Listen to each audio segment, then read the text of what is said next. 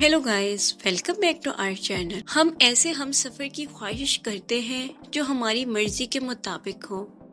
इस चुनाव में हम किसी किस्म का समझौता करने को तैयार नहीं होते। दुनिया अजीबोगरीब लोगों से भरी पड़ी है। कुछ को पैसा और नाम चाहिए, कुछ इख्तियारात के मुतमनी हैं और कुछ शोहरत के पीछे भागते हैं। कुछ को सुकून की तलाश दर बदर किए रखती है और ऐसे अल्लाह वाले भी मौजूद हैं जिन्हें ये तक नहीं पता कि वो दुनिया में क्या लेने आए हैं। और मेरा शुमार इन लोगों में होता है जिन्हें जिंदगी की सारी बुनियादी ज़रूरतें मुहैया हैं। रुपया, पैसा, मालो दौलत, नाम, इज्जत, शोहरत, शानदार घर। इस सब के बाद मुझे ऐसा हमसफ़र चाहिए जिसके पास करने को बातें हों जो मुझे जिंदगी की इन बुनियादी ज़रूरतों से नहीं बल्कि नित नई बातों से जीते। ऐसा शख्स जिसके पास कोई टैलेंट हो, जो मेरे साथ वक्त गुजारे और मुझे अहमियत दे। मैं बातों की भूखी हूँ, मैं वक्त की भूखी हूँ। अगर ये मेरी ख्वाहिश है तो क्या मैं गलत हूँ? हर इंसान की ख्वाहिशें होती हैं। अगर मेरी ख्वाहिश रुपए पैसे के अलावा कुछ है तो क्या ये ख्वाहिश फजूल है? मेहंदी की तकरीब अरूज पर थी। फिजा में उपटन और मेहंदी की खुशबू के साथ साथ मुर्ग मुसल्लम की खुशबू ने औरतों और बच्चों में हलचल मचाई हुई थी। वो पीले दुपट्टे का घूंघट निकाले, दोनों हाथों पर फैले हुए पान के पत्ते हथेली पर फैलाए बैठी थी। सुहागन औरतें इसके हाथों पर मेहंदी लगाकर रस्म अदा कर रही थी। वो दिल में अरमान लिए आने वाले वक्त को सोच रही थी। बहुत से ख्वाब पलकों पर झिलमिला रहे थे और लातादाद वसवसे दिल को बेचैन कर रहे थे। रात गए मेहंदी का फंक्शन खत्म हुआ तो इसके हाथों पर मेहंदी के फूल बनाए गए, बालों को तेल लगाया गया। सुबह बारात आनी थी, इसने तैयार होना था, दुल्हन बनना था। वो मेहंदी की खुशबू को महसूस करते करते आंखें मूंदे सोने की कोशिश करने लगी, लेकिन नींद आंखों से कोसों दूर थी। फजर की अजान के साथ ही वो भी उठकर बैठ गई। मेहंदी लगे हाथ धोए, तेल लगे बालों को शैम्पू किया और नमाज अदा की। अपने लिए बेहतर जिंदगी की दुआ मांगी। दिन चढ़े, ब्यूटिशियन ने आकर कमाल महारत से इसके हुस्न को निखारा। हर कोई इसकी खूबसूरती के गुन गाने लगा और फिर बारात आई। सारी रस्में अदा हुई और वो दुल्हन रुखसत होकर एक आंगन से किसी और आंगन में चली गई। अदालत के इस फैसले को जिसने भी सुना था, इसका मुंह खुला का खुला रह गया था। कमाल है भाई, क्या जमाना आ गया है, अजब कहानी है। अब ऐसी सूरत हाल पर भी अदालतों के दरवाजे खटखटाए जाएंगे। सब क़यामत की निशानियां हैं। जहां बातें हो रही थी वहां बड़ी बुरी औरतों ने कानों का हाथ लगाकर इस केस को क़यामत की निशानी करार दे दिया। 3 महीने की तारीख के बाद आज एक बार फिर इस केस की फाइल अदालत के सामने मौजूद थी और अदालत में मौजूद हर एक नफूस हैरत में मुब्तला था। मुजरिम एक मर्द था और मर्द जिसने एक जिम्मेदारी उठाई थी, और केस दायर करने वाली औरत वही औरत थी जो एक आंगन को छोड़कर दूसरे आंगन में जिंदगी गुजारने आई थी। अजीब सूरत हाल थी। वो मर्द मुजरिम ना होते हुए भी एक संगीन जुर्म के इल्जाम में सर झुकाए कटहरे में खड़ा था और वो औरत चेहरे पर अजीब तासुरात लिए इसे देख रही थी। केस की सुनवाई शुरू करने का कहा गया तो दोनों के वकीलों ने एक दूसरे को देखा। दोनों अजीब शशोपंज का शिकार थे। हजारों केस इस अदालत में आए थे। औरत की मजलूमियत के, मर्द के तशद्दुद के, सास और नंदों के मुजालिम के। कहीं बहू को आग लगाकर मार दिया गया था, कहीं इस एक मुनफरिद नोयत के केस ने हलचल मचाकर रख दी थी। पता किसके हिस्से में आएगी, मुजरिम कौन करार पाएगा? इस तजस्सुस ने अदालत को लोगों से भर दिया था। मोहतरमा, आप ये बताएं, आपके सामने कटहरे में खड़ा शख्स, इससे आपका क्या रिश्ता है? साजिद के वकील ने बिल आखिर जरा शुरू की। ये मेरा खाविंद है, सवीना पुरएतमाद अंदाज में बोली। कितना अरसा हुआ है शादी को? वकील ने पूछा। 18 माह, समीना ने जवाब दिया। 18 माह। यकीनन आपके मौकिल जो कि आपके शौहर हैं, इसने आप पे बहुत जुल्म ढाए होंगे। वकील ने समीना की तरफ देखते हुए सवाल किया। नहीं, वो अभी तक इसी एतमाद से खड़ी थी। मारपीट की होगी। نہیں۔ آپ سے کوئی کسی قسم کا کاروبار کروانا چاہتا ہوگا؟ نہیں۔ آپ پر پابندی لگا رکھی ہوگی؟ نہیں۔ آپ کو آپ کے والدین سے ملنے سے روکتا ہوگا؟ نہیں۔ آپ کو اللہ کے احکامات کو پورا کرنے سے روکتا ہوگا؟ نہیں۔ سمینہ کی ہر نہیں پر عدالت میں ہلچل مچ گئی، لیکن وہ اسی اطمینان اور اعتماد سے نہیں میں جواب دیتی رہی۔ عدالت میں کچھ وقت کے لیے خاموشی چھا گئی۔ پھر ساجد کے وکیل نے سوال کیا، تو پھر اس کیس کی اصل وجہ کیا ہے؟ اب ساجد کا وکیل بغیر کسی مزید سوال کے سمینہ کے وکیل کی طرف دیکھ کر بولا تو عدالت میں ہونے والی خسر پھسر پر بینچ نے وکیل سے پوچھا، ساجد صاحب، کیا آپ بتائیں گے کہ ایسے کیا حالات ہیں کہ بغیر کسی قسم کے تشدد کے آپ مجرم قرار دیے جا رہے ہیں؟ اب پھر سمینہ کا وکیل کھڑا ہوا، لیکن وہ خاموش ہی رہا۔ محترمہ، آپ بتائیں، آپ کیا چاہتی ہیں؟ وکیل نے اب سمینہ کی طرف دیکھ کر سوال کیا۔ میں اس انسان کے ساتھ اپنی زندگی نہیں گزار سکتی، وہ اسی اعتماد کے ساتھ بولی۔ لیکن کیوں؟ ایسے میں ہال میں چپ کا سما تھا۔ میں ایک ایسے انسان کے ساتھ زندگی نہیں گزار سکتی جس کے ساتھ کسی بے جان مشین کے ساتھ میں کوئی فرق نہ ہو۔ وہ اس کی طرف دیکھ کر بولی، کیا مطلب؟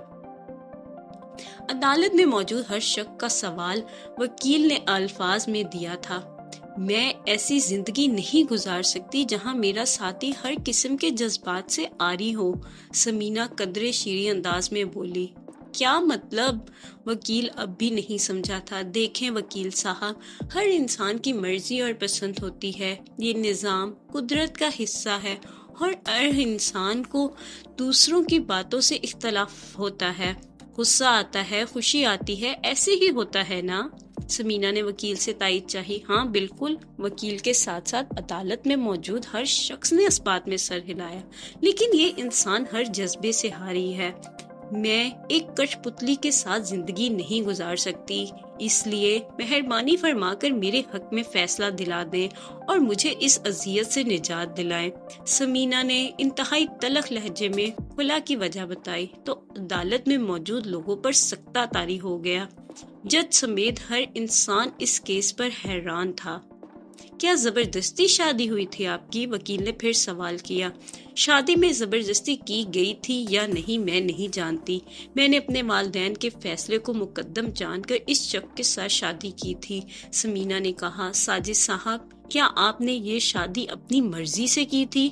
وکیل نے ساجد سے پوچھا تو اس نے اسبات میں سر ہلایا۔ آپ کو اپنی بیوی سے کوئی شکایت ہے یا آپ کسی اور کو پسند کرتے ہیں؟ پھر سوال کیا گیا۔ نہیں، آپ کی بیوی میں بہت سی برائیاں ہیں، کوئی انسان برائیوں سے پاک نہیں۔ ایک بار پھر نہیں نہیں کی تکرار جاری ہوئی۔ جج صاحب، آپ وقت ضائع کر رہے ہیں، مہربانی فرما کر اب فیصلہ سنا دیں۔ چہمگوئیاں جاری تھیں۔ دونوں فریق بظاہر برائیوں سے مبرا تھے، دونوں وکیل بھی ششو پن میں مبتلا تھے اور جج صاحب کو بھی فیصلہ کرنے میں مشکل پیش آ رہی تھی۔ میں ایک ایسے انسان کے ساتھ زندگی گزارنا چاہتی ہوں جج صاحب، جس میں مردانگی ہو، جو اپنا آپ منوائے، جو میری ناجائز باتوں سے اختلافات کرے، غصہ کرے۔ سمینہ نے سب کو خاموش دیکھ کر ایک بار پھر کچھ نرم اور کچھ تلخ لہجے میں بولنا شروع کیا۔ بی بی، تمہیں تو خوش ہونا چاہیے کہ تمہارا شوہر غصہ نہیں کرتا۔ تمہیں نہیں لگتا تمہاری یہ منطق بہت عجیب ہے؟ جن عورتوں پر مرد ظلم کرتا ہے ان کا حال بھی تو دیکھو۔ اس کے بولنے پر ساجد وکیل نے سمینہ کی طرف دیکھا۔ کمزور مرد عورت پر ظلم کر کے اپنی مردانگی دکھاتا ہے، اس پر غصہ کر کے مار پیٹ سے عورت پر جتاتا ہے کہ وہ حاکم اور مرد ہے۔ جو مرد ظلم کرتا ہے وہ جانتا ہے کہ وہ کمزور ہے، وہ عورت پر اپنی کمزوری پوشیدہ رکھنے کے لیے ظلم کا سہارا لیتا ہے۔ سمینہ غصے سے بولی، تو آپ کیوں چاہتی ہیں ساجد صاحب آپ پر ظلم کریں؟ کیوں چاہتی ہیں کہ یہ کمزور ہوں؟ ساجد کے وکیل نے اس کو لاجواب کرنا چاہا۔ عورت کو کمزور مرد نہیں چاہیے، عورت بزدل مرد کا خواب نہیں رکھتی۔ عورت کو وہ مرد چاہیے جو اس کو عزت دے، اس پر حکومت کرے، اس سے محبت کرے، وہ گھر کا سربراہ ہو، بادشاہ ہو، نہ کہ بھیگی بلی۔ سمینہ مضبوط لہجے میں بولی۔ میں گزارا کر لیتی جج صاحب کہ یہ قدم آسان نہیں، غصہ نہ آنا یقیناً اس میں قوت برداشت بے انتہا ہے، لیکن ہمارے درمیان کوئی بات بھی تو نہیں ہوتی۔ جج صاحب، ہم ساتھ ہوتے ہیں تو ایک خاموشی کا راز رہتا ہے، آوازیں ہوتی ہیں تو فقط ہواؤں کی، باہر سے گزرتی گاڑیوں کی، ٹیلی ویژن کی، لیکن ان کے پاس کوئی بات نہیں ہوتی کرنے کو، کوئی ایکٹیویٹی نہیں ہے۔ جج صاحب، محض 18 ماہ اور برسوں کی تھکان، کیا یہ رشتہ ایسا ہوتا ہے؟ سمینہ کی بلند آواز نے کمرہ عدالت میں سکتہ طاری کر دیا تھا۔ یقیناً نہیں، جج صاحب نے جواب دیا۔ ساجد صاحب، آپ کیا کہتے ہیں بارے میں؟ جج نے براہ راست اس سے پوچھا۔ کیا کہوں میں؟ ہمارے مزاج ہی نہیں ملتے، ساجد نے اعتراف کیا۔ بہت سی عورتیں تعویذ گنڈوں جیسے ہتھ کنڈے اپنا کر اپنے شوہر کو اپنے بس میں کرتی ہیں، اور آپ کو تو ایسی کوئی محنت نہیں کرنی پڑی۔ ساجد کے وکیل نے اپنی ایک اور کوشش کی۔ تو کیا میں ساری زندگی تعویذ گنڈوں کے سہارے گزار دوں؟ محبت اور عزت تعویذوں سے کمائی جاتی تو ہر عورت تعویذ لکھنا سیکھ لیتی۔ بہت سی عورتیں ہیں جن کی خواہش ہوتی ہے کہ شوہر ان کا غلام ہو، لیکن میں ایسی عورت نہیں ہوں۔ مجھے غلام نہیں، ایک بادشاہ چاہیے۔ سمینہ نے غالباً سوچ لیا تھا کہ اب اس کے ساتھ نہیں رہ سکتی۔ عورت جو سوچ لے وہ کر کے ہی رہتی ہے۔ ساجد صاحب، آپ کچھ کہنا چاہتے ہیں؟ وکیل نے سر آہ بھر کر ساجد سے پوچھا۔ میں کیا کہوں؟ مجھے غصہ نہیں آتا، میں ایسا ہی ہوں۔ اگر یہ میرے ساتھ نہیں رہنا چاہتی تو جج صاحب جو بھی فیصلہ کرے مجھے منظور ہے۔ بالآخر ساجد نے زبان کھولی اور عدالت میں موجود ہر شخص پر سکتہ طاری ہو گیا۔ آپ بھی سوچ لیں، یہ کوئی آسان بات نہیں، اتنی معمولی سی بات پہ اتنا بڑا فیصلہ کرنا دانشمندی نہیں ہے۔ جج صاحب نے سوچنے کا موقع دیا۔ جج صاحب، یہ چھوٹی بات نہیں ہے، سمینہ تڑپ کر بولی۔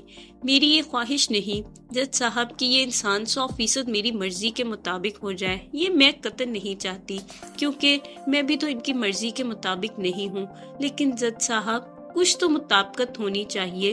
آپ بتائیں جج صاحب، میں اپنی باتیں کس سے کروں؟ میں اپنے مسئلے کس کو بتاؤں؟ اگر میرے ساتھی کے پاس کوئی جواب نہیں، میری باتوں کو کوئی اہمیت نہیں، تو مجھے ان کا کیا فائدہ؟ سمینہ نے چیخ کر کہا۔ دیکھیں بی بی، مرد ایسے ہی ہوتے ہیں، عورت کی ہر بات کو نہیں سنا جاتا۔ ساجد کے وکیل نے کہا۔ نہیں ہونا چاہیے مرد کو ایسا۔ مجھے صرف 4 دیواری اور روٹی کے 2 نوالے نہیں چاہیے، ایک زندہ انسان بھی چاہیے۔ میں ایسے بے جان اور بے حس انسان کے ساتھ زندگی نہیں گزار سکتی۔ جج صاحب، میں نے سوچ سمجھ کر یہ فیصلہ کیا ہے۔ جج صاحب سمینہ کا گھر بسانا چاہتے تھے، وہ چاہتے تھے کہ اس کا گھر دوبارہ سے بنے، لیکن وہ طے کر چکی تھی۔ جج صاحب، کوئی عورت نہیں چاہتی اس پر طلاق کا دھبا لگے۔ کیا یہ میرا حق نہیں کہ میں اپنے لیے کوئی فیصلہ کر سکوں؟ سمینہ مسلسل اپنا دفاع کر رہی تھی۔ کیا اس معاملے کو سلجھانے کا کوئی اور راستہ نہیں؟ اس کیس میں جج صاحب بھی مکمل طور پر انوالو ہو چکے تھے۔ 2 ہی راستے ہیں جج صاحب، سمینہ بولی۔ تو سب نے سوالیہ نظروں سے اسے دیکھا۔ کون سے 2 راستے؟ ساجد کے وکیل نے پوچھا۔ ایک تو یہی جو میں نے اپنایا ہے، دوسرا یہ کہ میں خاموشی سے یہ زندگی گزارنے لگوں، اپنے رستے نکال لوں اور مصروف ہو جاؤں۔ بچوں کے ہونے کے بعد جب ذمہ داریوں کے انبار لگ جائیں گے تو یہ احساس بھی نہیں رہے گا کہ میری اپنی بھی کوئی ذات اور خواہشیں تھیں۔ سمینہ نے سب کو دیکھ کر کہا۔ کیا آپ کا یہ قدم دوسرے کے لیے ایک غلط مثال نہیں قائم کر رہا؟ وکیل نے ایک اور کوشش کی۔ یہ فیصلہ ایک عبرت کا نشان بھی تو بن سکتا ہے۔ عورت کا کام صرف کھانا پکانا اور بچے پیدا کرنا نہیں ہوتا وکیل صاحب، اس کی اپنی بھی ایک ذات ہوتی ہے، ایک شخصیت ہوتی ہے، اور کسی مرد کے پاس یہ حق نہیں کہ وہ اس کی ذات کو مسل کر اس کی شخصیت کو مسخ کر دے۔ میں 99% عورتوں میں سے نہیں ہوں جو مرد کے بستر کی زینت بن کر اس کے بچے پالنے میں اپنی زندگی گزار دے۔ سمینہ نے ایک مسکراہٹ کے ساتھ کہا۔ کیا آپ ساجد صاحب کو موقع نہیں دیں گی؟ ساجد کے وکیل کے پاس اس کو ڈیفینڈ کرنے کے لیے کوئی پوائنٹ نہیں تھے۔ ساجد سر جھکائے کھڑا تھا، خاموش اور بے تعلق۔ دونوں کے وکیل اب واپس اپنی اپنی نشستوں پر تشریف رکھ چکے تھے۔ اور جج نے سمینہ کے حق میں فیصلہ دے دیا تھا تو ساجد نے کھلا کے کاغذات پر دستخط کیے اور عدالت سے باہر نکل گیا۔ سمینہ کی آنکھوں میں افسوس نہیں تشکر نمایاں تھا، وہ بھی اب عدالت سے باہر قدم بڑھا رہی تھی۔ عدالت میں موجود ہر شخص پر گویا ایک سکتہ طاری تھا، ایک خاموشی ہر طرف پھیل چکی تھی اور اسی سکوت کے زیر اثر ہر شخص عدالت سے باہر نکل رہا تھا۔ میں وہ ہوں جس کو صرف 2 نوالے روٹی اور سر چھپانے کو چھت نہیں چاہیے تھی۔ میں وہ ہوں جس کی خواہشیں زندگی کی بنیادی ضرورتوں سے ہٹ کر تھیں۔ اگر میں نے اپنے لیے آواز اٹھائی تو کیا غلط کیا؟ اگر مجھے ایک روایتی زندگی نہیں گزارنی تھی تو کیا اس میں میرا قصور تھا؟ آج جب میں اپنے گھر میں تنہا بیٹھی ہوں تو یہ باتیں سوچ رہی ہوں، ہاں میں غلط تھی، میں نے جذبات میں آ کر غلط فیصلہ لیا تھا۔ میں انتظار کر لیتی، سمجھوتا کر لیتی تو آج میری زندگی مختلف ہوتی۔ انسان کے جذبات میں کیسے فیصلے غلط ہو جاتے ہیں؟ کیا تھا جو ساجد مجھے وقت نہیں دے رہا تھا؟ میں انتظار کر لیتی، بچے ہو جاتے، ان کے ساتھ وقت گزار لیتی، اپنی محبت کی سمت بدل لیتی تو آج میں تنہا نہ ہوتی۔ سمینہ نے افسردگی سے تکیے پر سر رکھ دیا۔